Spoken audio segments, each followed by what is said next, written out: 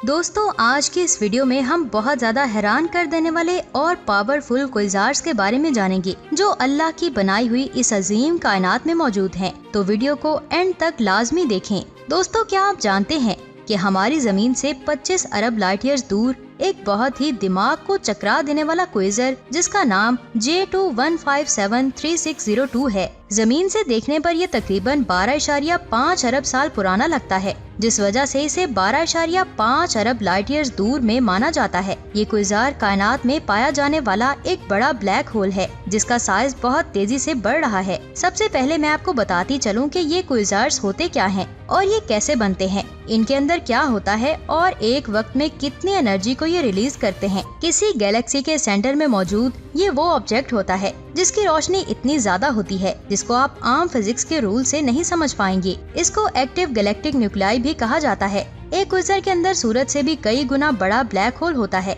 जबकि इसके गिर्द एक गैस की बनी डिस्क भी बनी होती है। इसके गिर्द मौजूद ये गैस कई बार इस ब्लैक होल में समाने की कोशिश करती है, लेकिन उस वक्त ये ब्लैक होल बहुत ज्यादा एनर्जी रिलीज करते हैं। एक ही वक्त में कई अरबों खरबों पार्टिकल्स को रोशनी की स्पीड से बाहर निकालने की वजह से ये एक हजारों लाइट ईयर्स तक स्ट्रीम जेट बनाते हैं। हम वापस J21573602 क्विज़र की बात करते हैं।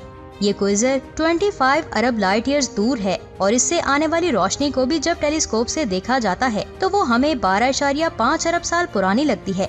इस लिहाज से 25 अरब साल पुरानी चीज को देखना आम सी बात है, क्योंकि कायनात रोशनी की स्पीड से भी ज्यादा तेजी से फैल रही है। ये क्विज़र हमारे सूरज से 34 बिलियन गुना ज्यादा बड़ा है, जबकि इसकी ल्यूमिनोसिटी भी सूरज से 7000 खरब गुना ज्यादा है। अगर इसका मवाजना हमारी गैलेक्सी से करें तो ये उससे 1 लाख गुना ज्यादा ब्राइट है। इतना ज्यादा ब्राइट होने और इतनी ज्यादा पावरफुल जेट स्ट्रीम रिलीज करने की वजह से ये क्विज़र कायनात के सबसे ज्यादा क्विज़र्स में से एक है। वैसे इसके साइज का अभी तक कोई एग्जैक्ट आइडिया नहीं है। अगर इस क्विज़र को हम अपनी गैलेक्सी के सेंटर में रख दें तो अचानक से इसका मैस 1.5 गुना ज्यादा हो जाएगा और इतनी ज्यादा रोशनी हो जाएगी कि जिसकी वजह से हम हमारी करीबी गैलेक्सीज को भी नहीं देख पाएंगे। इसकी रोशनी से हमारी गैलेक्सी इतनी ज्यादा रोशन हो जाएगी कि अरबों लाइट ईयर्स दूर से भी ये साफ दिखाई देगी। लेकिन ये क्विज़र हमारी जमीन और सूरज को बिल्कुल भी पसंद नहीं करेगा, क्योंकि ये अपनी बहुत ज्यादा ग्रेविटी और ब्लैक होल के मैस खाने की आदत की वजह से हमारी गैलेक्सी के बहुत से ऑब्जेक्ट्स को खत्म कर देगा। खैर, ये क्विज़र हमसे बहुत ज्यादा दूर है, लिहाजा इसका हमारे पास आने का कोई चांस नहीं है।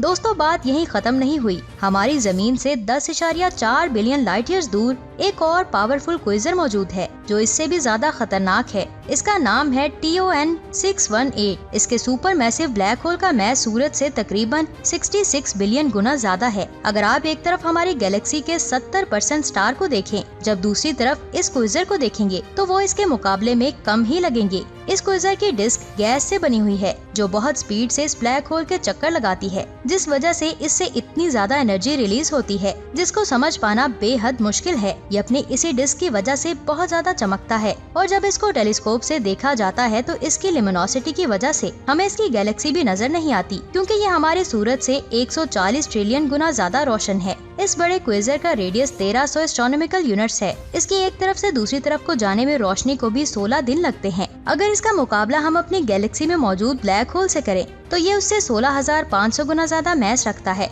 जबकि साइज में हमारी गैलेक्सी के ब्लैक होल से 4500 गुना बड़ा है। ये इतना ज्यादा बड़ा है कि इसके अंदर सूरज जैसे 40,000 खरब स्टार समा सकते हैं। टेलीस्कोप से देखने पर ये हमें 10 अरब लाइट ईयर्स दूर दिखाई देता है। तो इसका मतलब ये हुआ कि जैसा ये 10 अरब साल पहले था वैसा ही ये हमें आज दिखाई देता है। इस क्विज़र के बहुत ज्यादा फासले की वजह से साइंसदान समझ पाते हैं कि जब कायनात बनी थी तो ये शुरू में कैसा नजर आता होगा, जबकि ये क्विज़र कायनात के 2 अरब साल बाद बनने वाली गैलेक्सी का बहुत ही अजीब हिस्सा है। आप जानते हैं कि कायनात में इस तरह के बहुत से क्विज़र्स मौजूद हैं, लेकिन उनकी बात हम फिर कभी करेंगे। इस वक्त हम बात करते हैं प्लैनेट्स की। अभी मैं एक ऐसे प्लैनेट की बात करने लगी हूँ जिसको इसका पेरेंट स्टार लगातार खा रहा है। इस प्लैनेट की सरफेस का टेम्परेचर इतना ज्यादा हो गया है कि इसके अंदर मेटल भी पिघल कर भाप बनने लगी है। ये हमारी जमीन के 1060 लाइट ईयर्स दूर है। ये के टाइप स्टार है। इसका नाम है NGTS10। इसको ऑरेंज ड्वार्फ स्टार भी कहा जाता है। इस स्टार का एक प्लैनेट है जिसका नाम NGTS 10b है। ये एक हॉट जुपिटर प्लेनेट है, यानी ये हमारे जुपिटर प्लेनेट से बड़ा और बहुत ज्यादा हॉट है। इस प्लेनेट को रिसेंटली ही डिस्कवर किया गया है, जबकि इसका मैस 2 जुपिटर्स के मैस के बराबर है। आप ये जानकर हैरान होंगे कि ये प्लेनेट अपने स्टार से तकरीबन 22 किलोमीटर दूर है, जिस वजह से ये जलता ही जा रहा है और ये अपने स्टार के गिर्द अपना ऑर्बिट सिर्फ 18 घंटों में ही कंप्लीट कर लेता है, यानी जो काम हमारी जमीन 365 दिनों में और जुपिटर 4333 दिनों में करता है, जबकि ये प्लेनेट अपना ऑर्बिट सिर्फ 18 घंटों में पूरा करता है। अपने स्टार से कम फासले की वजह से ये प्लेनेट 1000 डिग्री सेल्सियस तक गर्म हो चुका है, जिसकी वजह से ये लगातार अपना मैस भी खो रहा है। ये प्लेनेट अपने स्टार के इतना ज्यादा करीब होने की वजह से अपने स्टार से टाइडली लॉक भी है, लिहाजा इसकी डे साइड पर भी बहुत ज्यादा जानलेवा टेम्परेचर है, जबकि नाइट साइड पर भी खौफनाक ठंड है। अपने स्टार के बहुत ज्यादा करीब होने की वजह से ये उसकी बहुत ज्यादा ग्रेविटी को भी फेस करता है। साइंसदान मुसलसल इस प्लेनेट को मरता हुआ देख रहे हैं। उनके मुताबिक शायद आने वाले 10 सालों में ये प्लेनेट बिल्कुल खत्म हो जाएगा।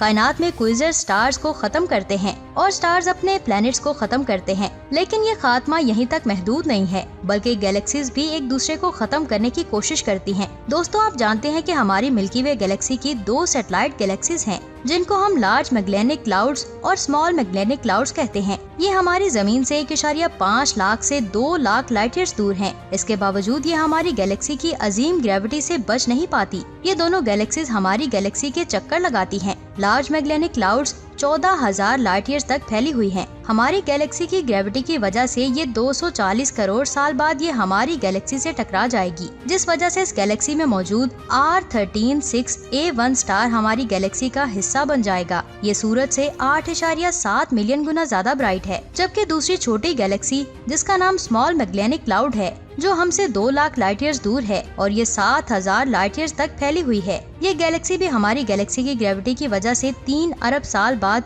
इसमें समा जाएगी। वैसे अगर सोचा जाए तो ये जरूरी नहीं है कि बड़ी गैलेक्सी अपनी दूसरी छोटी गैलेक्सी को अपने अंदर समा ले। आज से 4.5 अरब साल बाद हमारी गैलेक्सी खुद अपने से बड़ी गैलेक्सी एंड्रोमेडा गैलेक्सी से टकरा जाएगी और इन दोनों गैलेक्सीज के मिलने से एक और बड़ी गैलेक्सी बन जाएगी, जो बहुत बहुत ज्यादा बड़ी होगी। और फिर इस बड़ी गैलेक्सी में बहुत से स्टार्स पैदा होंगे, जिससे एक नई बड़ी गैलेक्सीज देखने को मिलेगी।